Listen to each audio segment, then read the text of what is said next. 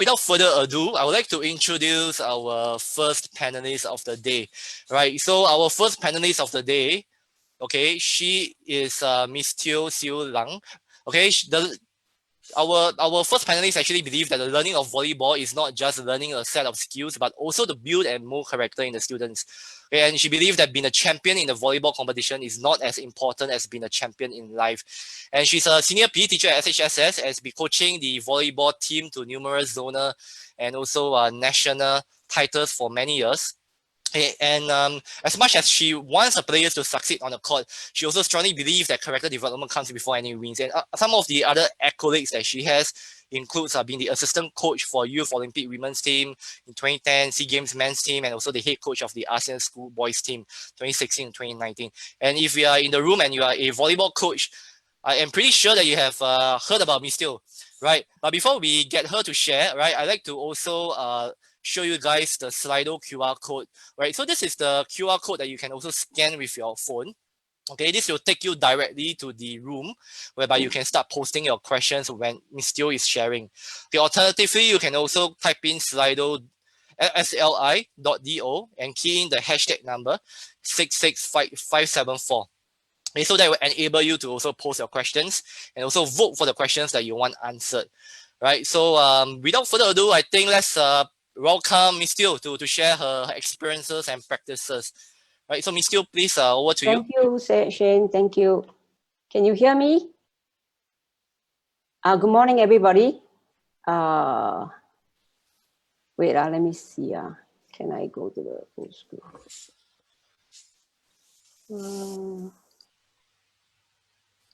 Sorry.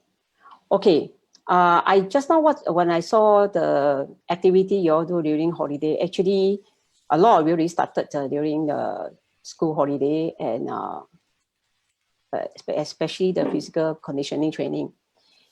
I think all of us, this is the easiest ways to start, but I think this period of time is the best time to build your culture and best time to revisit your mission, vision, revisit the core value that you have. And you know, one of the American sports psychologists say this, okay, I'm very tempted to say it's Robert Niederfer, okay, but I'm not very sure about this. He said, I read this a long time ago when I was in a state studying. He said, winning is 90% mental and 1% skill. Sounds a bit extreme, but when I read this, okay, because I was at the time was a psychologist student, and I truly believe it. Okay, I truly believe that come to a critical point, especially come to the competition, okay, can your athlete control themselves? Can they focus? I heard a lot of coaches keep shouting, hey, be confident, but do you teach them what is confidence? How to be confident? And how to build this confidence? Okay, you just cannot tell them be focused, be confident, but you need to build in them. So how do you build in them? Okay, of course, we talk about culture, we talk about a lot of other things, okay, but I think this period of time, okay, if you haven't started any culture in your team, it's better you start with your team mission, what is your vision, what is your mission for your team, and sit down with your player and talk about what kind of value, what kind of problem a team have, and from there you skim down to the value that you want the player to follow. In St. Hilda's, okay, I always believe this, okay, when a player come to my court and train, okay, at the end of the day, okay, they are not just learning the skill for me, the volleyball skill, but they need to know a little bit more about themselves. How can they be a better person and better player? You cannot be a better player without knowing who you really are. Okay, your strength, your weaknesses. So you as a coach, we are a coach, okay. We need to build the environment for them. Build the environment for them to learn about who they are and build the environment for them to feel safe to share. Okay, so all this must start from young. Okay, so you look at the slide, this is what I do, okay. All these are tools, all these are skills, okay. But like I say, okay, you need to really have a culture for your team first. And every team culture is different. Even in one school, like for example, in my school, set 1, set 2, set 3.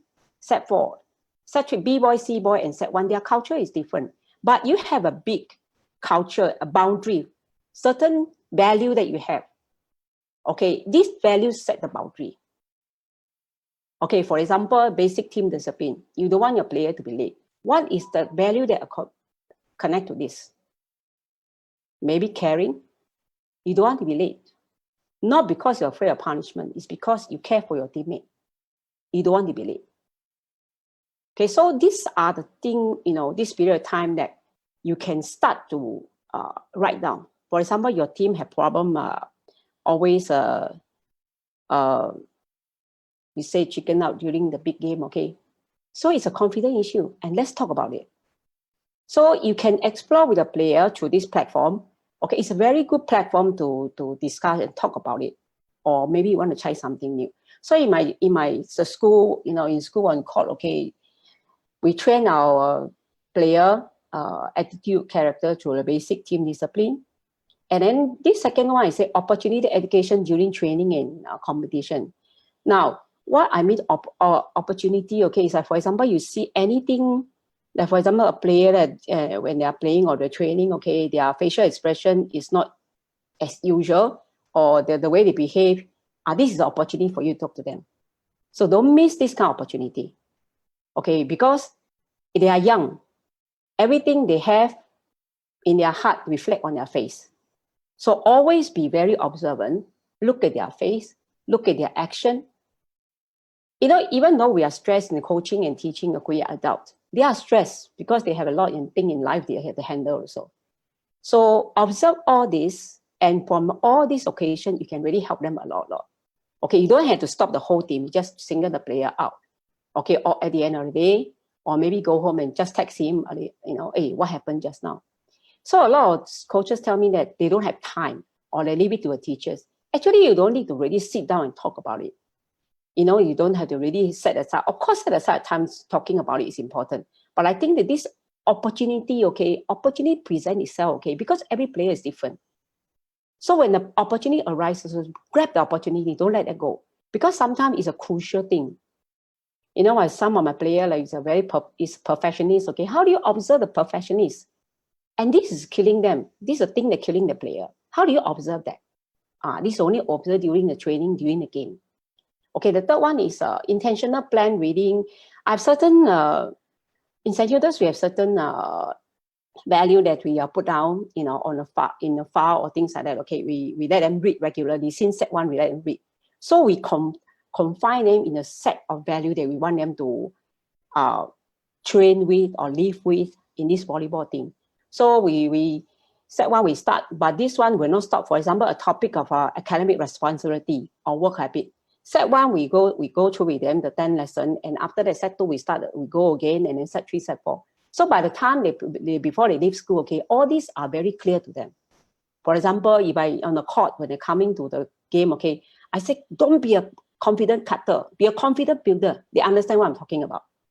Because come to the B-boy, they haven't read the article, they have read a material for quite some time already. So you have a set of things you want the player to know, okay, since set 1. So these are, I do a lot of reflection because my boys don't talk. Most of the time, boys don't talk a lot. So you ask them, they don't talk, but when they're together, they talk a lot of nonsense. But when I ask them, normally, because you know why, they don't usually think.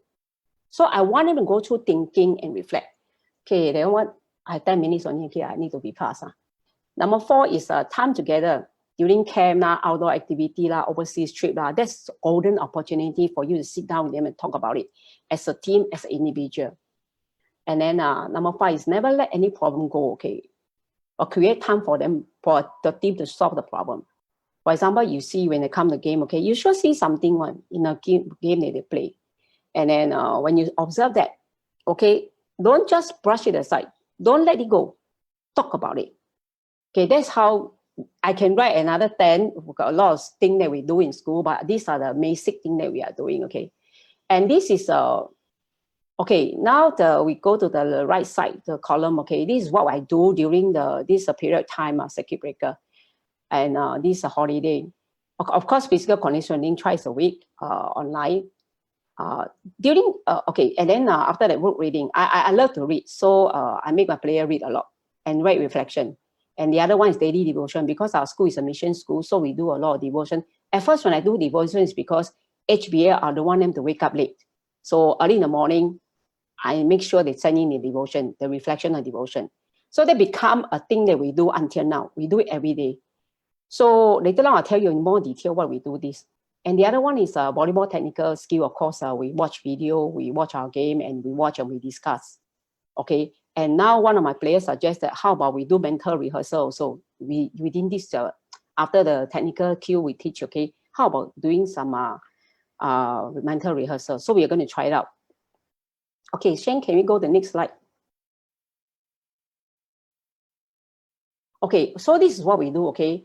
Now, the first one, this site, CCA stop. When CCA stop, March 24th, and then after the HBL start, I let the boys read this book called The 7 Highly Effective Team by Sean Covey.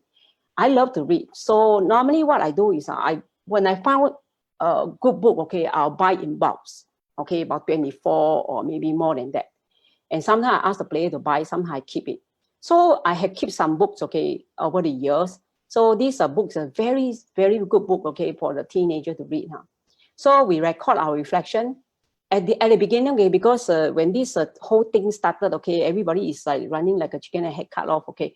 So what we do is I just ask them to read and record on a WhatsApp chat. So they record every day.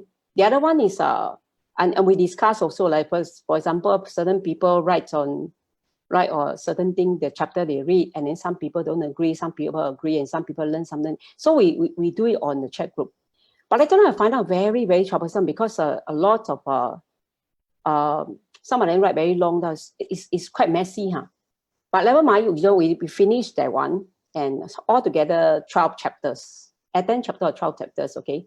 Then the other thing, concurrently we do the other one is, okay, so have 7 Habits is one book. They do it chapter by chapter, okay? Then TED Talk. TED Talk is a place that's very safe for them to go.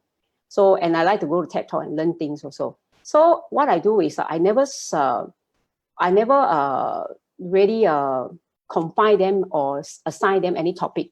I just ask them to go and pick up the topic they want. So from there, I find out actually very good. I can see that what are their concerns, what are topics they listen to, and how did they respond to the speaker. So actually from here, I get to know my player a little bit better.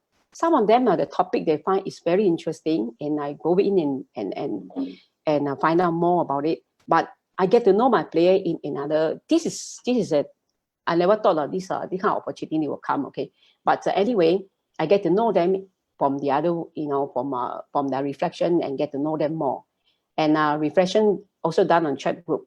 And during school holiday, okay, what I did is I asked them to read another book by Kay Porter, The Mental Athlete. This one is a little bit difficult for them, but a lot of things they told me that it's very similar to Sean Covey. Things like goal setting, having an end in mind, how to all these things what I'm doing, okay, is make them aware of their thinking, aware of what is happening in their life. This is the best time, because they cannot go anywhere and they must stay at home. So a lot of time they can reflect, they can think. And then the other one is okay, I have this book earlier, but the workbook we had to struggle to go to Amazon and purchase for them. At the end, we bought it, but then very difficult to give it to them because they cannot come out. So what we did is we photocopy and send it to them. And by this time, we are using the Google Drive. So all of them put their reflection, everything, on Google Drive. This is a very interesting, the highly effective team workbook. Okay? Get them to think a lot about themselves, and also ask them to write a mission statement or statements for themselves, and what is the starting have an end in mind, okay, and then goal setting. It's a very, very fantastic book. If we can get hold of this, okay, it's a good way to do during this period of time. And then after that is we do a lot of topical discussion using the FCA material. I like to use FCA material, Financial Christian Athlete, okay, like the topic that we don't have in our school, like for the normally what we do, okay. Like for example, the problem of self-control, I realized that this team had that certain problem, no excuse, like they seem like to find excuses for what the problem they have. or excuse for this, excuse for that. And discipline, little thing, humility wins, Thanksgiving. You see a lot of Thanksgiving power, all this, okay. I find out they are thankful people, but they don't know how to share. They don't know how to say thank you. They don't know how to say, I appreciate what you do and things like that. So from here, this period of time is the best time that we can talk about it and, you know, communicate with them. So yeah, these are the things that I do during this holiday. Of course, the devotion, reflection also every day we're still doing. So I started out see them twice a week for the because during the HBL period, I cannot see them too often because they have lesson also. So I don't want to spend too much out on the computer screen. So at the beginning, we don't do so much. We don't see each other so much, but twice a week. But now we almost see each other every day. Every day, 1 hour, keep it to 1 hour. And a lot of discussion going on. And I ask question. Okay, so yeah, I know a lot of you are, a lot of coaches are quite, not say panicking, okay, it's like, wow, how? Actually, you know, as a coach, you should be a creative person, okay? I shouldn't say should lah, okay, but there's a lot of way you can do during this period of time that you cannot do during the time on court. And for example, certain skill you want to teach them, you can teach now. Okay, and then waiting school reopen or when we can go back on court, then we can immediately go into it. But this mental part, okay, this psychological part, this attitude value, okay, this is the best time to do it. Okay. Say my time's up. Yep. Thank you, Miss Teo, for sharing such a useful nuggets of inspiration. So I really believe that we have much more to hear from you later on during the panel conversation as well. Yeah. Also, like what you shared about how this is really the best time that we can get to know our athletes better, and I also like how you utilize different digital platforms to get them to reflect. So I think we also want to hear a bit more about that as we go along. Right. So thank you, Miss Teo.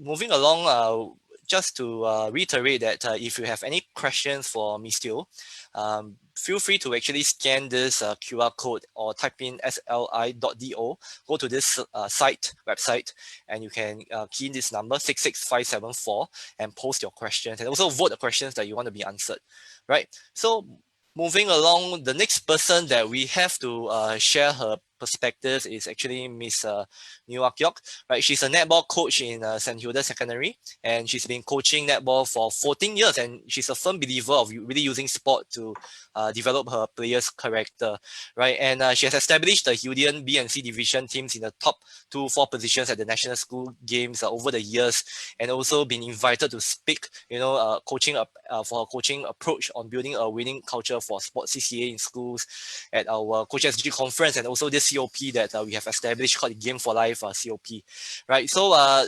similarly to Miss Teo, if you have any questions for Kyok, you can actually scan this QR code over here, or go to the website, just type in sli.do in the address bar, and you'll be redirected to Slido's website, and key in this number 53693. If you scan the QR code, you will just be redirected straight into that room that you can post your questions. Okay, just to take note also that the QR codes for each of the speakers are different.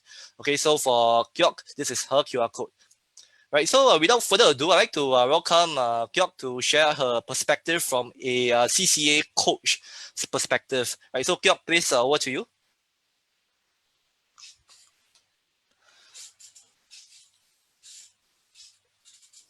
Kyok. Hello, can you all hear me? Yep, can hear you. Morning, everyone. Thank you for tuning in. I know today's a holiday, so you can use this time for doing any other thing, but you choose doing so. Thank you very much. Okay, I think Ms. Teo has shared a lot, and it might be very difficult for everybody here to absorb everything that we're trying to say. So I'll try to go slower, and I will try to simplify everything that I do. I believe the coaches here more or less have done everything that we have done as well. Okay, and I think if you have not done anything, I think the most important thing is to start the first step. And I think that this circuit breaker period where we cannot do anything at all except for online is a very good platform for us to explore this part.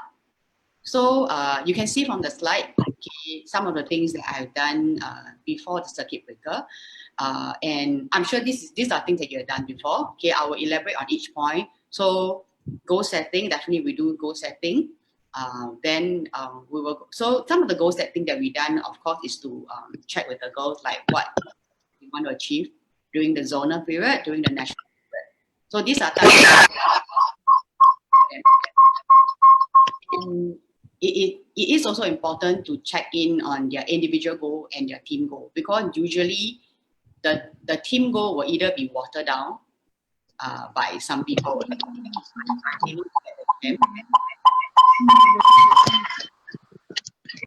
Yeah, could I invite everyone to mute your mics if you haven't done so? I think there was some background noise just now. Yeah, sorry, Gyok. Yeah. Okay. Where did I stop? Okay, so check in on some individual and group team goals. So like for example, if I want to get a champion, okay, so I say, oh, I'm aiming to get champion, but some of my teammates who is closer to me are scared to aim. They might say that, oh, top 4. So these are where you can get them to discuss, and then they come up with their team, their ultimate team goal. And then we also set a routine for our players, and then we also go on to frame their mindset. So these are some of the things that we have done. When we set a goal, we also track their performance goal, and we do it through a logbook. And the logbook actually is a very last time I used to ask them to do a journal, but now with the help of my teachers, we actually give them a very easy piece of paper where there's only 3 questions for them to answer.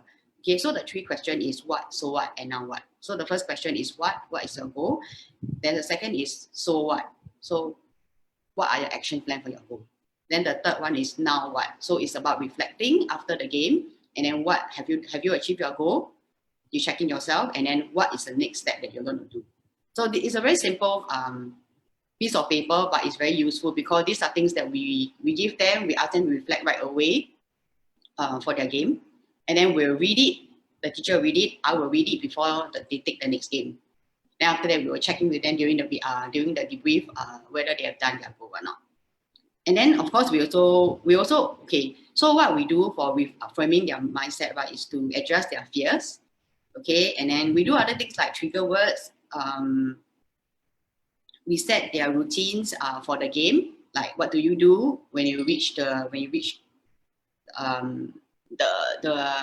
playing ground? What do you do? These are things that we do very deliberately. How I do it during training, I mean, these are things not automatic. You need to be training them like any other game, like any other skills. Okay, we cannot expect them to just have it. Okay, so one thing that I think that really, really works for my team is encouragement. So how I practice encouragement during my training, I do it every single time. Every single training I do it. That is, I assign roles to different people.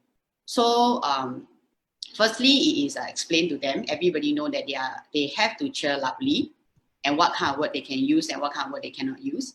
And then when I split them in different teams and when they play their court game, so there will be the 7 players that play, and then the remaining player. Of course, I don't have only 5 players. I have a lot more other players because we don't just train a team of 12.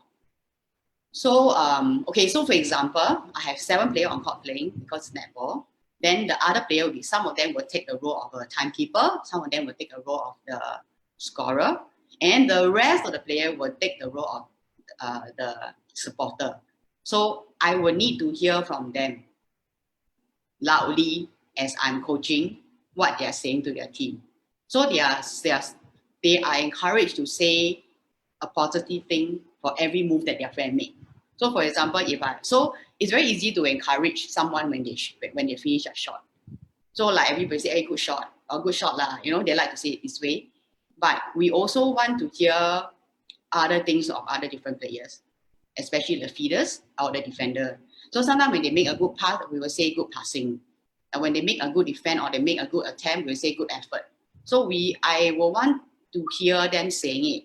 So if I don't hear them saying it, I will pause the game. I'll turn around and look at them and I'll ask who are the supporter, and I need to hear them from them. But of course, this doesn't just come from the supporter. It also has to come from the player inside. So these are things as a coach that you really need to deliberately stop the game to tell them your expectation on this aspect. So you have to deliberately train them. So I will stop the game. I will say, I can't hear anyone talking. Just now just now this happened, but no one said anything. So for a start, it is difficult because it's not in them.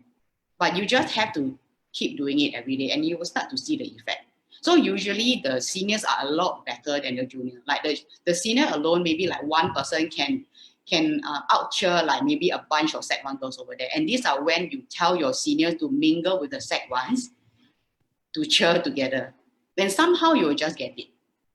So that's what I do very, very deliberately for before the circuit breaker, or what is it that, or this is what I have been doing all the while during my game and during my training. And of course, my teacher come in very handy as well, because they know these are what we are going to do, and my teacher will always be staying at the back of me to like nudge them, you know, hey girls, I'm not hearing anything, you know, these are things that we do. Yeah, Shane, next slide. Thank you. So as I said, during the circuit breaker, because we can't do anything else except for online session, this is really a very good platform for us to do it. So how we do it now is we continue this character and team development through online Google Meet. So now we can no longer talk about, I want to get champion, I want to get this, I want to get that. It's not that we cannot, but because it's really too far away. It is not practical. It is not it's not realistic to really talk about it. Even if we talk about it, it's very far away. So now we do more soft skill, like for example, we can talk about things like how they would like their team to be. Okay, so let me go to my slide first. So some of the things like, okay, let's say for example, as a coach, definitely one thing that you want to see from your team is discipline. So you want to talk to your players about it, how they can be a disciplined team.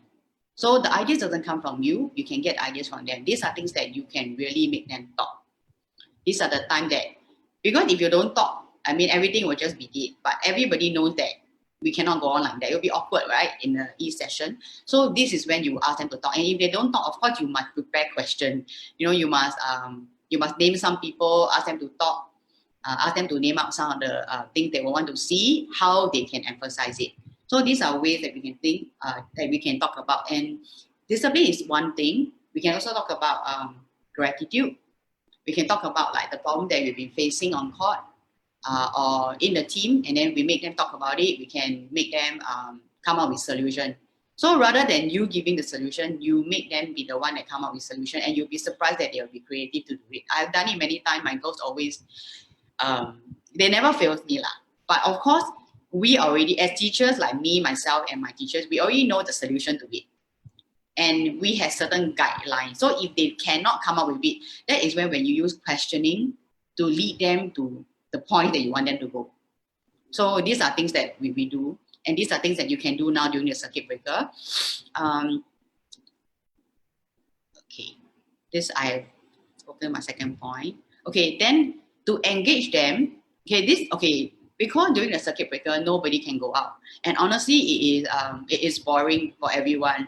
Okay, so I also initiate some games and challenges to put in the fun aspect for my girls, so that they feel more motivated to do their workout. So actually there is this social app that is very popular among the teenagers, which is called TikTok. Okay, if you know TikTok, you know what I'm talking about. And TikTok is really not about lip sync or about dance. Okay, there's a lot of sporty thing over there. So you can actually take a look at TikTok and look at some of the sporty challenge that you can introduce to your girls or boys or your team to get them to be more motivated. Because to be very honest, even for myself, when I look at all these things, I will want to try it. So I think this is something that you can introduce to your girls to keep the fun aspect. So actually, when I talk about like this TikTok with my girls, right, they actually laugh. I see them laughing and like that doing this. So I know that maybe they think that, oh, it's quite fun. But this is just some example. Of course, I have other challenges, like the normal challenges, like, for example, during one of the workout, we had this piece of exercises that in my opinion, I felt it's very difficult because I do the workout with them, and that is called the frog jump, the frog jump challenge. So in 30 seconds, you're supposed to clock the maximum number of frog jumps. So every time after the session, I'll ask them, okay, tell me who reached. I have reached 29 in that 30 seconds. Who is more than me? So I actually put this as a challenge to them. And that's my first challenge to them. So I actually gave them time. So I gave them 1 week now to practice it. And I tell them that the first challenge for them is this frog jump challenge, to hit the maximum number of frog jump in that 30 seconds. And I tell them that when I will do the challenge every time. So everything had to be, you cannot just like give them a challenge and then you don't tell them like when you're going to do it. So I tell them every Friday, we will do this. So I will always give them time. So probably I'm not going to include a challenge every week because it's not easy to practice them.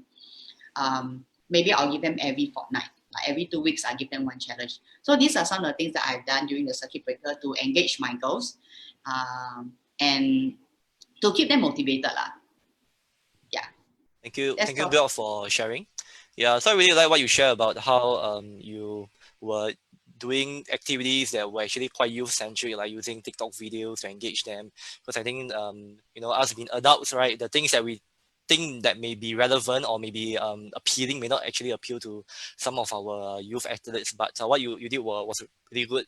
And also how you decided to be more facilitative also during this period of time to elicit more sharing out of your athletes, so instead of just being very instructive and telling them what to do.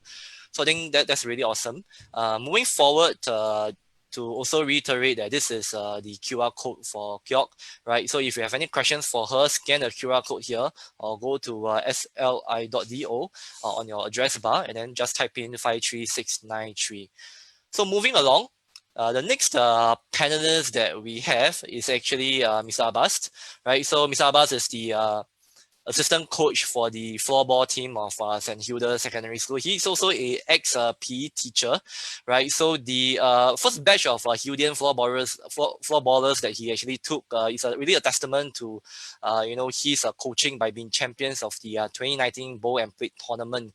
And two of the players under his care, right, they were also selected to be in the under-19 National Floorball Women's Developmental Squad. So you're really a wonderful accomplishment there, right? So similarly for Mr. Abbas, if you have any questions for him, you can scan the QR code over here or just go to sli.do in your browser address bar and type in 26680, right? So without further ado, I'm going to stop sharing for a while and hand over the host rights to Mr. Abbas to share his slides.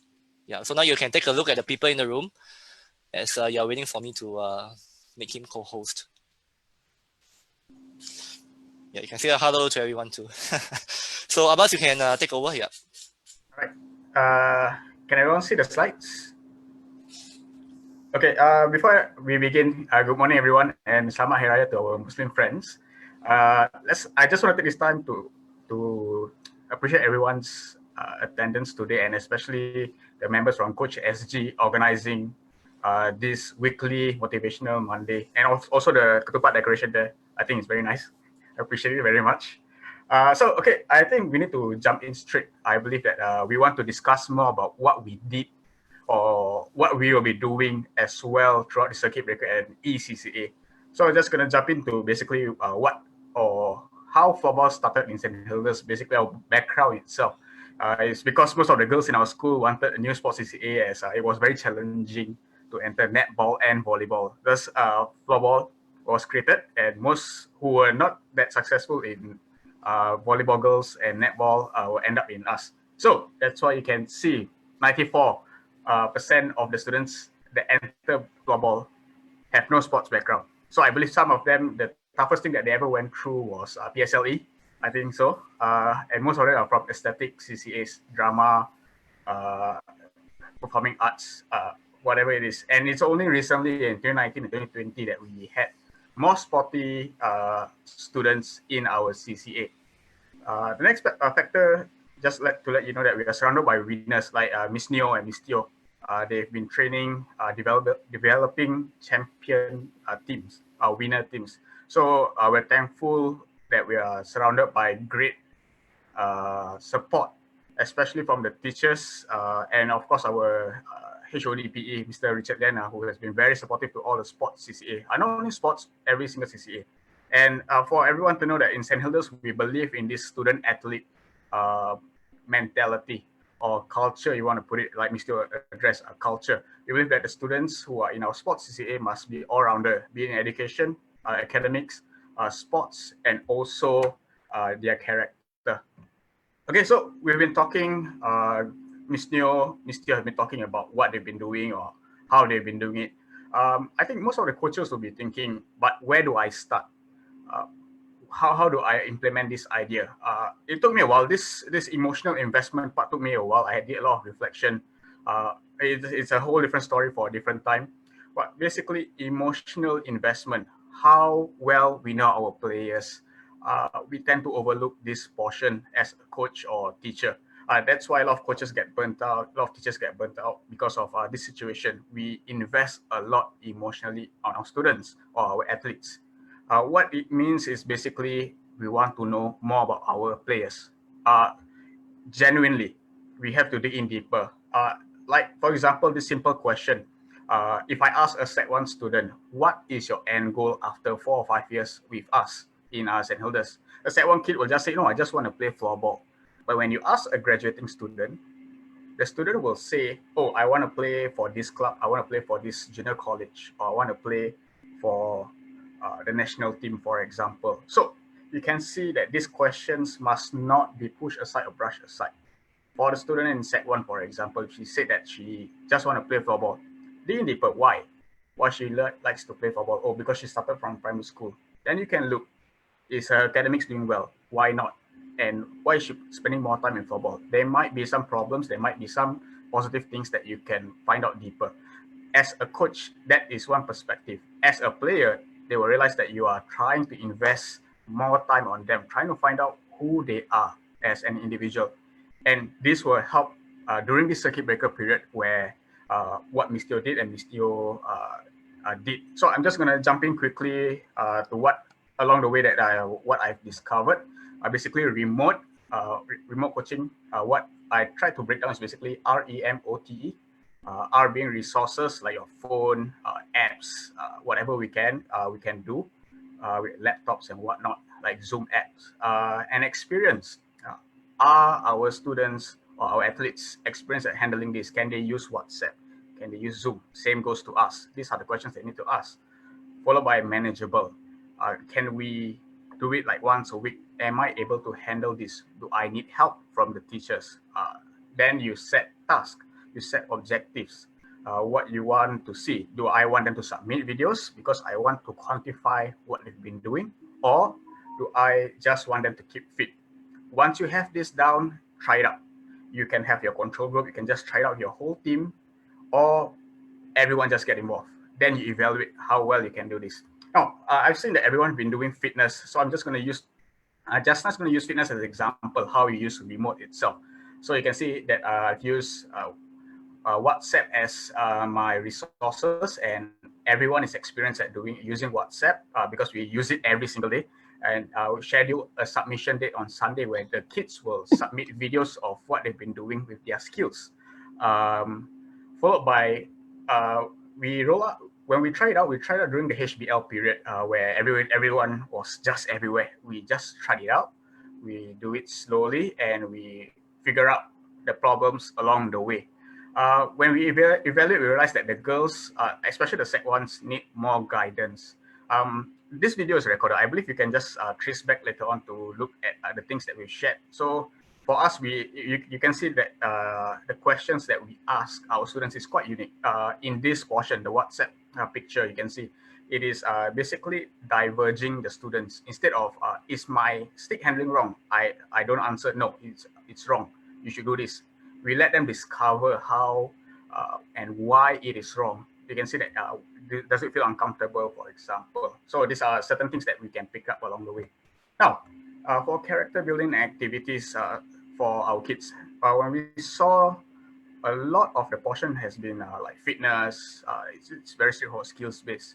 So how do we work on their cohesion as a team? How do we build their character in this period? So what we came out with basically for the cohesion portion was we did a weekly cook-off. The girls went to Thailand last year and they learned cooking there as well.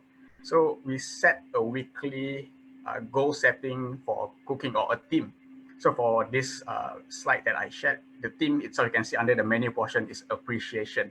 So they will use TikTok for the process on how they did their cooking, the ingredients, and then they will present to us in the chat group. We will have half who will be baking or cooking, the other half will vote. How do we know that it tastes good? Well, we told them to let their loved ones try out. So you can see from the reaction, and it's very funny, some of the reaction, because some of them are really not good chefs. I think they realize that also. So the next portion, what we did was our weekly games and movie session. So before this movie session starts on Wednesdays, we will do a Who Knows Me Best, where they use Kahoot, and we will play a game, and we will see what are their hobbies, who can guess the best hobbies and whatnot. Then they will rank each other. My girls don't know. Normally it's like 14. We have 14 people getting involved, for example. Then they'll have like 13 correct, one wrong. The one wrong is always me. I hope they're not watching this video because I always get it wrong. It shows that I don't really know my players that well. So it's a good example. Then we will watch shows. We watch shows that are very related to what they are interested in, and we try to make it as relatable and as encouraging as possible. Like there's values, family values, friendship, even in animes where they love. I can just bring it out and share that there are friendship involved and whatnot. So it's very straightforward with whatever we had. Oh, and it started out very difficult. We failed a lot of times, and we end up coming up with a structure along the way when we do this.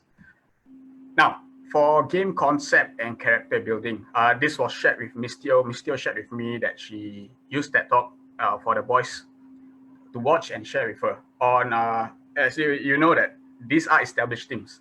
The Floorball Girls are new, so most of them are not sporty. So it was quite difficult on our end to get them into understanding some sports concept or sports documentaries. So the TED Talk video that we watched, one of it was by a comedian, Michael Jr. Basically, there are two portions of this. This is the character building where they watch TED Talk, and the game concept where they watch women's floorball semifinals, a World Cup between Czech Republic and Switzerland. We use Coggle as the main point of contact. It's basically a mind map, a platform where they can share their thoughts, answer questions, and we can reply to each other. Okay, so with the TED Talk itself, Michael Jr., you can see this is basically the mind map that the kids replied to me or replied to each other. Basically, this TED Talk is from Michael Jr., a comedian. He did a stand-up comedy talking about life and about how we always have the setup and not the punchline. Basically, how do we, what is our end goal? And he talked about negative things in our life, how we perceive negativity and how we can make it positive. So one of the answers from the kids that I pulled out from the mind map itself is you can read it or you can pause it later on. Just basically, I will sum up that how we look at our weakness. Instead of looking at it very negatively, try to work on our strengths as well.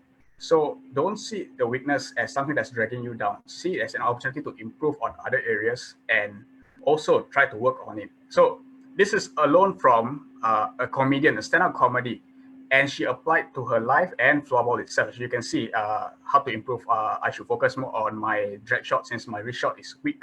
So do not focus so much on negativity and try to focus on positive as well.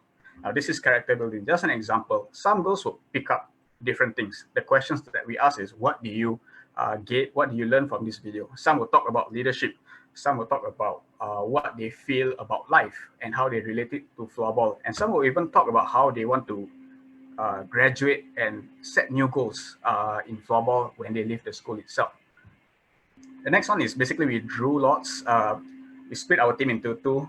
Basically, Team A will watch Czech Republic, and Team B will be Switzerland. Now, this game, they only watched one period, the first period where everything was chaotic. It was semifinals. The period ended with Czech Republic leading 3-0, and Switzerland was trailing, but both of them were panicky. They were not in their state of mind because of the pressure and whatnot. So the kids explain what they observe by answering 2 questions. Basically, what are they doing wrong, and what will you do as a player on the second period? What will you tell your teammates? Again, you can pause the video next time and just read the comments itself. Now, to sum up everything, I believe in this circuit breaker period and the ECCA portion later on, we must not be afraid to fail and try. Trust me, I think Miss Teo, myself, Miss New as well, we tried a lot of platforms, and a lot of times it didn't work out, especially for floorball. It's girls without sports background. We tried and focused on what they like, the emotional investment that we put in to understand our players. For Miss Teo and Miss Neo, it's quite straightforward because they're very experienced. For myself and my colleagues in floorball, we are starting out. We are not afraid to fail. We must show the girls that we are not afraid to fail. It's okay. Everyone know that it's a learning point. So from there, we build up our culture. We try to see how we can improve together instead of always seeing, oh, teacher is perfect, coach is perfect. No, don't be afraid to fail. We can continue and grow together as a team. That's how we build our culture as well. That's my portion. Shin? Right. Thank you, Abbas, for really sharing that very inspirational and insightful piece. Really like how you were so creative in adopting different approaches to engage your students. And I didn't know that Cogger can actually have this function to do so many things. Yeah, and also the fact of how you can translate learnings from comedy, the punchline, even into the sporting context. Yeah, so I think that's really awesome. So at this point in time, if you have any further questions for our presenters, please put in your questions in the Slido platform that my colleague Eliza has already put in the chat. The codes are already in the chat, so you can go into Slido to indicate all the questions that you have. And we already have some questions at this point, so we're just going to start off by start this portion by asking the panelists some of the questions here. Okay, so the first question that we have for them by the participants is that how do you balance character development and results? How can we achieve both at the same time? Yeah, so either one of you would like to start off answering this question. How do you balance character development and results? Maybe How can we achieve both at the same time? Yeah. You want me to start first? Yeah, sure. Yeah. Okay, so when we talk about results, what results specifically that you want? Now, in our sports team in St. Hilda's, now we strongly believe in basics and fitness. It's our core essence. Don't get us wrong. It's not that we forego our fitness and our so-called basics. We really drill this a lot. But character development can be inculcated into your training. So I think a lot of coaches have heard this before: teachable moment, teachable moment, teachable moment. Now, it is really effective for these teachable moments that, for example, let's say you set a goal. Today, I want to do this drill. Then suddenly you saw one girl didn't manage to complete the drill properly, and another girl tried to help them out during the break. That's a teachable moment. So if you're talking about balancing character development and results, I believe that it's more of how effectively you want to apply this. How effectively is your belief in character building? Because you can include anything, even during game. You can even watch how players and use it as an example. It doesn't need to be, oh, I need to set up certain ways to do a character building. It can just be a teachable moment on the spot. So you need to learn how to balance, which is I'm still learning. I really miss Theo and Georg can share more on how to balance it, but I'm still learning. But we do believe both are equally important. Yeah, thank you, Abbas, for sharing that. Yeah. So anyone else would like to say something also? Georg, you go first. Yeah. So Georg, if you have something to share, feel free to respond to this question. I think the reason why you ask the question is because you must have a lot of difficult position to make, like between winning a game and correcting a character. Probably that's why you're asking the question. But I think, like what Abbas said, I think he had really explained quite clearly to us. And I mean, okay, let's be honest. I also had this kind of moment for sure okay, like, oh, I have this moment. Should I do this? Should I not do this? Like, for example, if I were to bench my best player, which I've done it before, and I need her to go in and play. So what do I do? So these are questions that pop up. And I know that these are questions that will pop up. I will have already discussed with my teachers and we will agree on it. Then we will stick on to it. And most of the time, we don't give in to it. We're like, oh, if I have to lose this game just to teach the girl something, then it's worth it. So that's what we always do. Like, I mean, like, it's not like I don't have angel and devil thoughts. I do have it, but I think we will always address it before with my teachers, and that's how we assure each other, lah. Yeah, that's for me. Right. So it's really about setting expectations and making the values visible through the behaviors that we want to see in court and also off the court, right? Yeah. So Miss Teo, you got something to share to this? Actually, I don't quite understand the question. You say, how do you balance character development and result? Yeah. How can we achieve both at the same time? Your answer from the direction that like, for example, you have a dilemma, but for example, you want to win a game, but should you use this player or not? Okay, this is the one moment thing, okay. But when I hear when I saw this word balance, okay,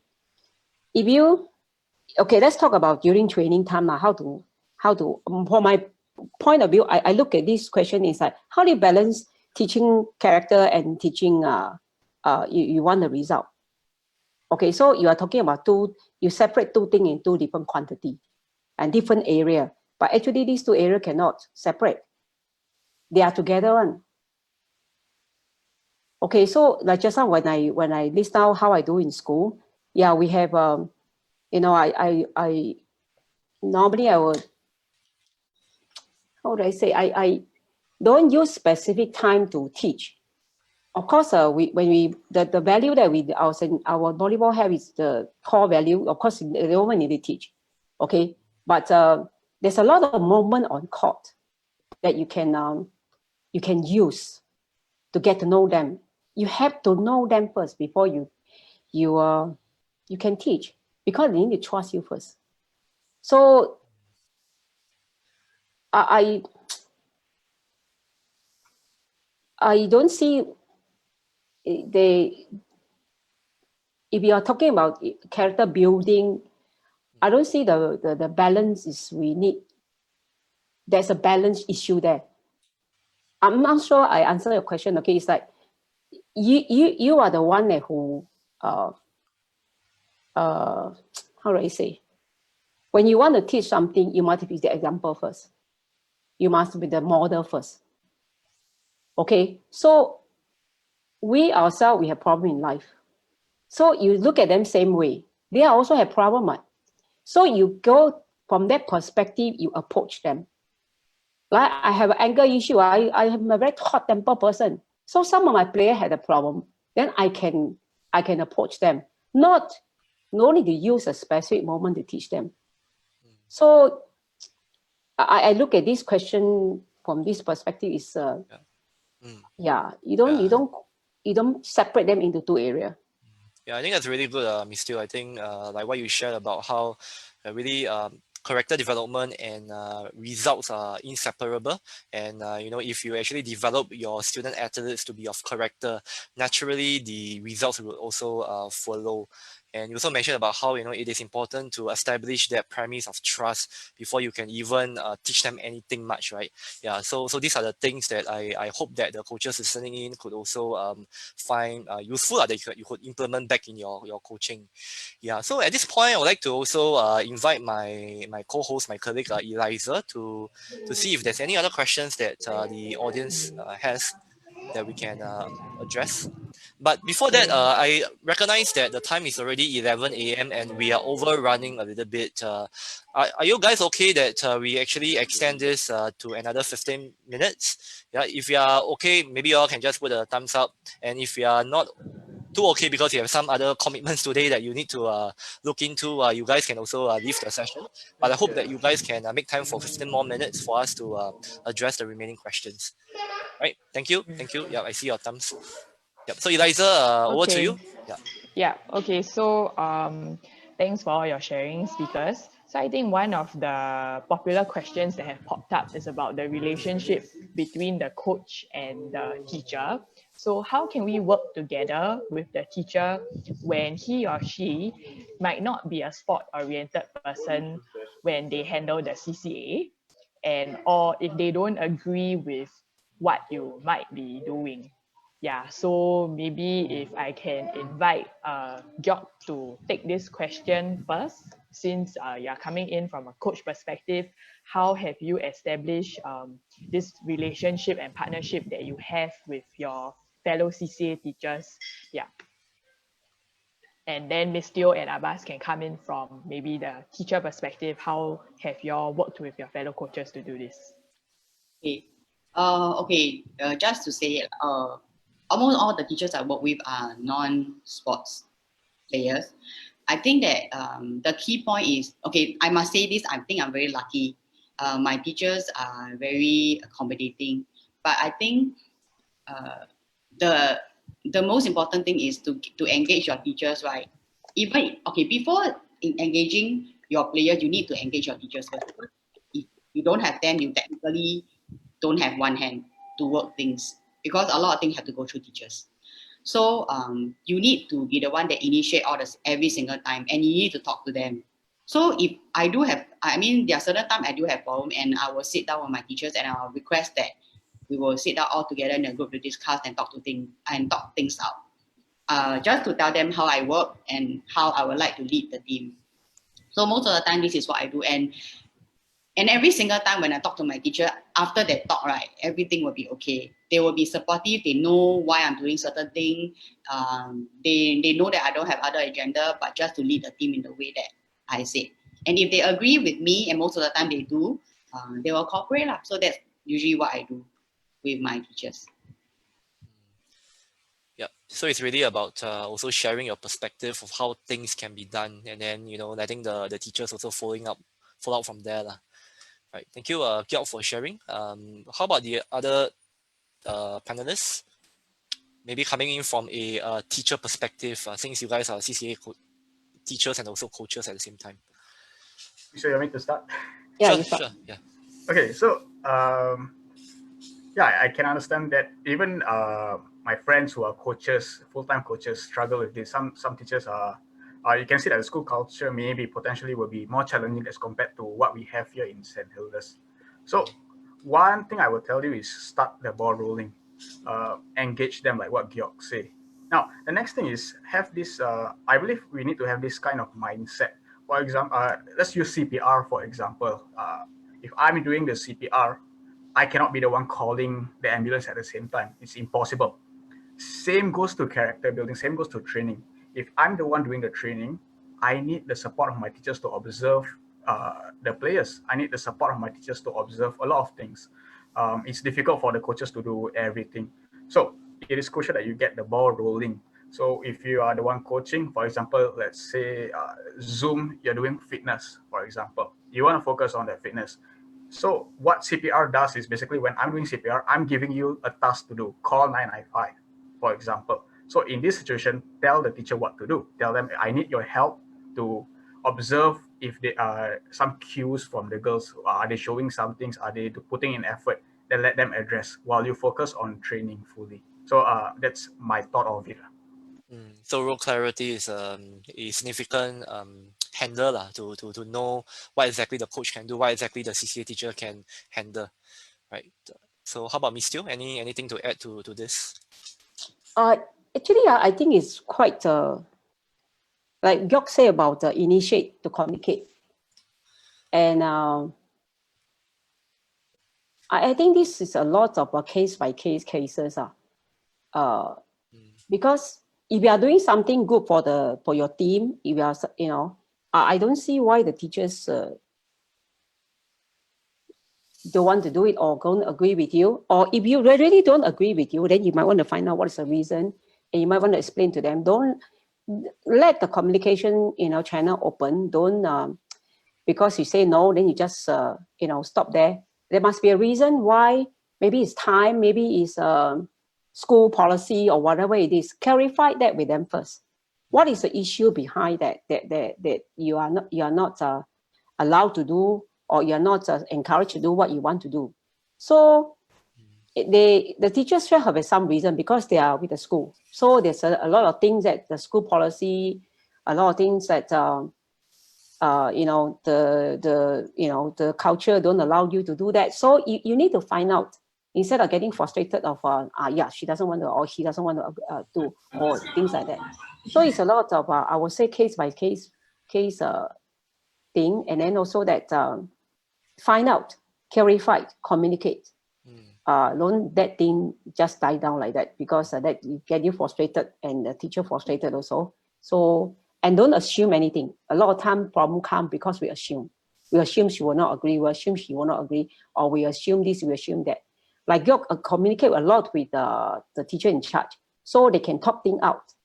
Okay, as long as your heart is helping the kids to improve, as long as your motive is helping the kid to a better person, I don't see why not. But there's certain thing that must be there that you don't understand, and the teacher has the better understanding of why this one cannot carry out, that one can. So keep the communication channel open and talk it out. Don't assume.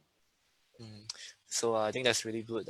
Don't assume, and also keep communication channels open. And it's really the onus for the coaches to also seek clarity, like if there's any areas that's a bit gray, right? So thank you, panelists, for answering that question.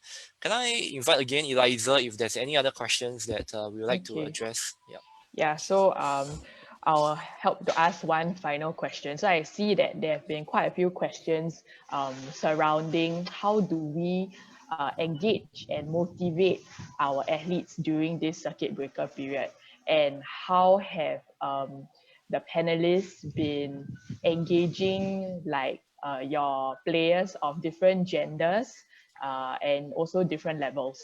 So I think the coaches want to find out more about the process that y'all have taken to engage and maintain motivation with your athletes during this period across all the different levels and the genders. Yeah.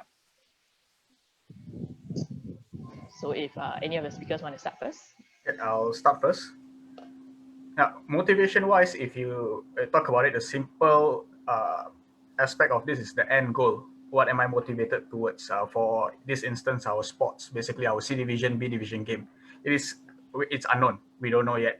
So the focus must be diverted to something else. Don't get us wrong. We are struggling with this as well. It's not that it's negative. It's something that we want to keep them engaged in a way. So the motivational factor comes in when you have to have progression.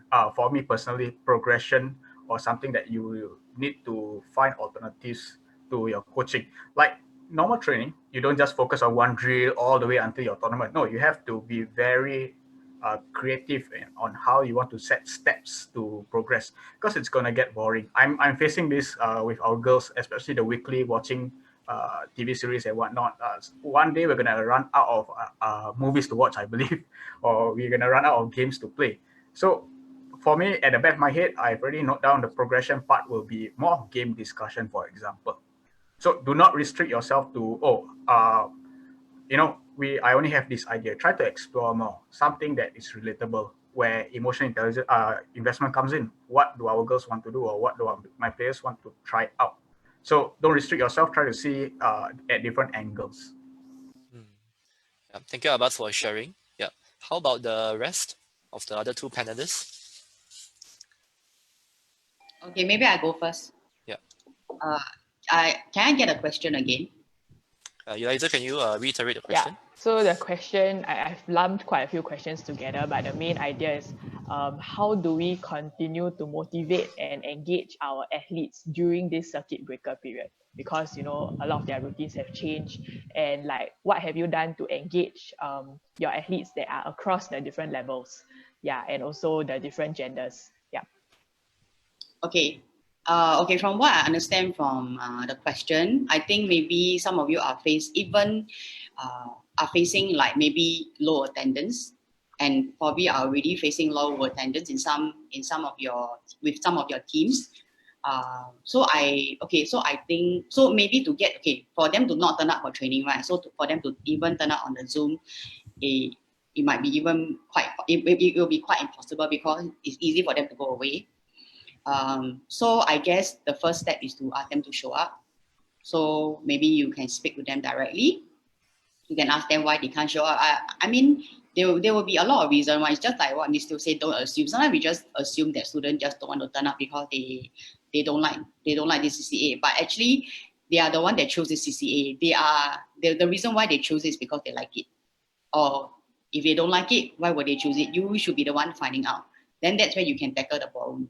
So okay, so far, okay, because we have always put in a lot of measures to keep the girls from coming. So my attendance is always quite good.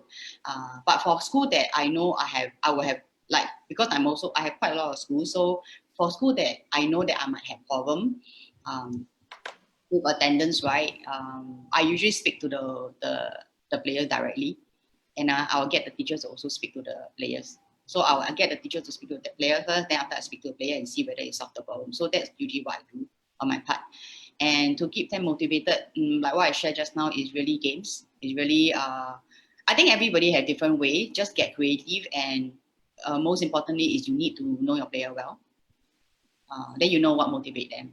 So that's I think it's a lot of work for our side to know them well, to know what engage them, and to speak what kind of language with them that can really engage them, and not like to talk to them like we are the coach, you got to listen to me. I mean, it never go this way. Just like I don't think we listen to our parents just because they are our parents. We listen to them because we see a need to respect them. So you need to see a need to respect you. You need to let your players see a need to respect you as well. So that comes from respecting them first and knowing what kind of language you speak to them. Thank you. Thank you, Pyeok. How about Miss Teo? Okay, from the beginning till now, okay, we have been doing book reading, we've been doing devotion reading and certain topic, okay. So they have been writing the reflection to me on a Google Drive. Then every day I just give them the comments. So I'm very busy every day doing just giving them comments. Okay, very important thing is I think our kids how to make them get interested in the topic that you are or things that you want to do with them. I think people respond to love, respond to care, respond to concern. And when you give them attention, you show the care you have for them, they'll respond. Okay, and especially this age, okay, very important, they want to know who they are. And they want to know how to be a better player. So you just keep tacking on these two. How to make every one of them or pay attention to every one of them. I believe this period of time we have more time. Then, how do you develop every one of them? Show your care to them. Show that you really want to help them to understand more about themselves. Okay, there's a lot of ways you can do it. Okay, so now the comments that I have every day from the book, from the devotion, from the topic, from the TED Talk, I respond to what they are doing, what they are reading and what question they have. So, like I say, these are all things that you can do. But what the player wants from you is not what you can do with them. They want from you is how you can care for their well-being. How can they be a better person? How can be a better player? They want your care. They want your concern. So especially this period of time, okay, they have a lot of time at home. So keep them thinking, keep them reflect, keep them finding out more about themselves. It's a very exciting journey. All of us, okay, in our journey, we want to find out more and more about ourselves, and we want people to help us. And the one person can help is their teacher and you. So use your knowledge, use your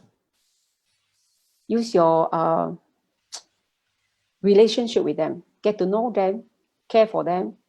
What I do is I do a lot of reflection. I asking questions, I give comments, and we discuss online. And when you see them improving in their, how do I say, like the question they ask, you can see the maturity. They improve in their maturity. That one is really, really encouraging. So this is what I do. Yeah, thank you, Miss Teo. In view of time, I believe that we really still have quite a number of questions left. Yeah, so what we can do first at this point, maybe I will just ask the panelists, if you have any final thing to say to the audience here, if they want to get started on e-coaching, what's one tip, one advice that they can do?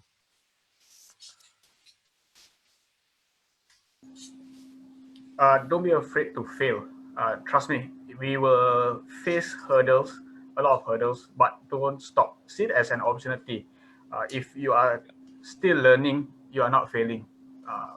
We are Okay. constantly in area to improve. Thank you, Abbas. How about the other two panelists? I think I say the same to my girls. Like, I trust you, so trust me. That's why. Yep. And I final. think one thing you Still, can yep. really do is maybe to if you don't really have a very clear culture or value, core value or vision statement, do it at this period of time. Right. Let them come in, discuss the problem of the team, and let them come out their value, the core value they want, what do they want to stand for as a team? What do they want people to see in them as a team? This is the best time to do, yes. So define your culture, and then set some, come together, discuss core value. Using Zoom is very good. We can talk a lot, yeah. Right. Thank you, panelists, for really sharing such a insightful and also inspiring, your perspectives with us. Yeah. So I recognize that there are still a number of questions coming in, but in view of time, what we can do actually at this point is that we will be getting the panelists to answer your questions post this session, and alternatively, if you still have time after this session has ended, we will let this session still continue to run, and you can stay on to ask the panelists your questions. Right. So this is actually a two-pronged approach that we are adopting at this juncture. Right. So if you need to leave after I have finished up this session, you can leave. But otherwise, you can stay on, and then you can continue to get your questions answered.